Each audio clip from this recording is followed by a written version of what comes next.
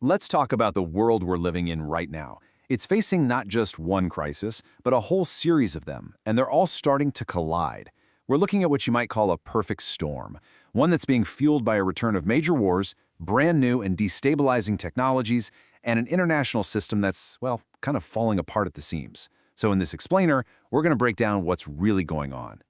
To set the stage, just look at this number, 85. What is that?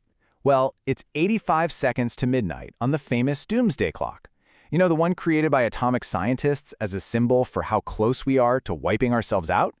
And here's the thing. At 85 seconds, this is the closest we have ever been to a global catastrophe in the clock's entire history. Ever. So that's the big question, isn't it? How did we get here? Why are we hovering so dangerously close to midnight? Well, we're going to dive into the three massive forces that are driving this risk, and hopefully paint a much clearer picture of the storm that's gathering right on the horizon. Okay, the first ingredient in this storm is something we hoped we'd left behind, a new age of war. After decades where things felt a little bit calmer, major conflicts between countries are flaring up again, and it's not just happening in one isolated spot, it's breaking out on three very distinct and very dangerous fronts. First up, the Middle East. And what's just mind-boggling here is the speed. On February 28th, a strike takes out Iran's top leadership.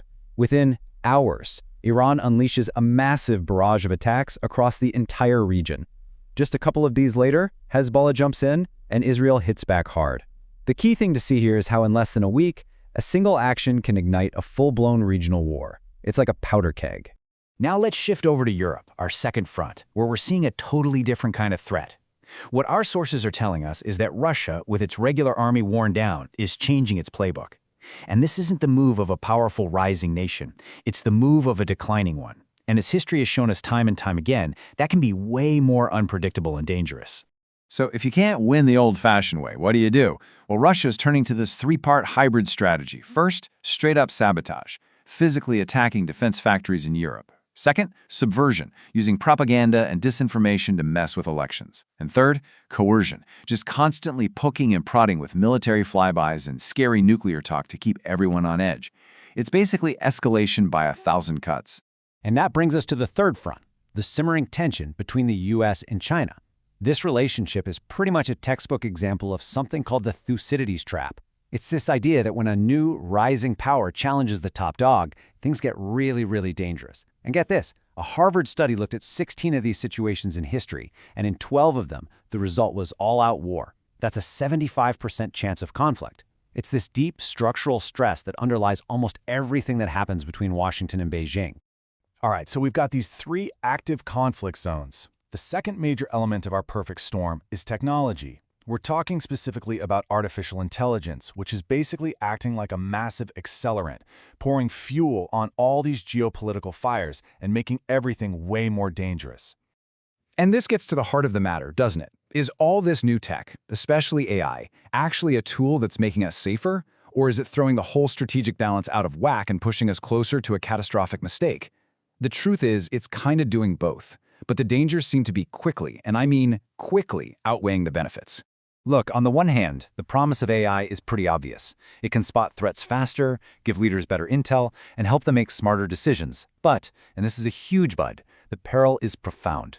It creates this frantic race to be able to strike first because you're terrified the other guy will. And it shrinks the time to make a world-ending decision from, say, minutes down to mere seconds. That dramatically raises the risk of an accidental war, all because of a glitch in the system. And listen, this isn't some far-off sci-fi scenario. It's happening right now. The big nuclear powers are already plugging AI into their most critical systems. The US is using it in its command and control, which opens the door to biases in the code. Russia has semi-autonomous doomsday systems that could, in theory, launch without a human, making them a huge target for cyber attacks. And China is linking AI to its super-fast hypersonic weapons, creating all sorts of new risks for accidental escalation. You know, when you boil it all down, it comes back to one simple, powerful human emotion: fear. The deep, gut-wrenching fear of being hit first. That single psychological driver is what's fueling this insane AI arms race. It's not really about having cooler tech. It's about the absolute terror that your rival's tech will be a split second faster and leave you completely defenseless. The Observer Research Foundation put it perfectly. Basically, everyone is rushing to build AI into their weapons to make themselves look stronger and safer. But the race itself is the very thing that's making the whole world less stable. It's a classic catch-22, just supercharged by 21st century tech. And you can see the results. For decades, we were on a good path. After the Cold War, the world's nuclear arsenals dropped dramatically from their insane peaks. But that trend is slammed to a halt. In fact, for the first time in a generation, thanks to all these new pressures, the number of nuclear weapons in the world is actually starting to grow again. That's a huge, dangerous U-turn. So, we've got wars flaring up, and we've got AI fanning the flames. This brings us to the third, and maybe the most fundamental, part of this perfect storm. The system itself is breaking down. The very global order and the institutions that were built to stop these kinds of crises are now just too weak to handle them. The World Economic Forum says the single biggest global risk for 2026 is something they call geoeconomic confrontation. It's a fancy term, but what it really means is that countries are now using their economies as weapons. Instead of trade and finance being about cooperation and growth, they've become the main battlefield for countries to fight their rivals. And you see the symptoms of this everywhere, right? More trade barriers, international groups like the UN getting weaker, and sanctions being used all the time. It's creating a global system that's incredibly brittle, like glass. It feels like it could just shatter under the pressure of the next big shock, whether that's another war or a financial meltdown. Okay, let's pull all of this together. We've laid out the three core elements of this storm.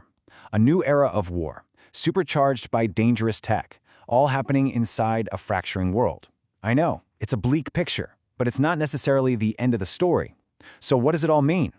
This is really the core of it. We have a new age of warfare, made faster and deadlier by AI, and it's all unfolding inside a fragile global system that just can't contain the chaos anymore.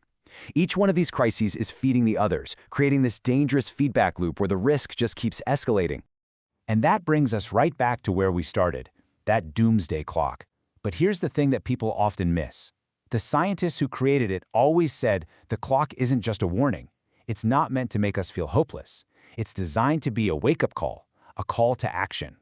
Because none of this is inevitable. The Thucydides Trap is a historical tendency, not a law of physics. The AI arms race is a choice. These are all human-made problems, which is actually the good news here. Because if we made them, we have the power to fix them. So, in the end, that clock is really just a mirror. It's reflecting the world we've created and the dangers we're facing. The final question it forces every single one of us to ask isn't whether we can turn back the hands of the clock, but whether we have the collective will to actually do it.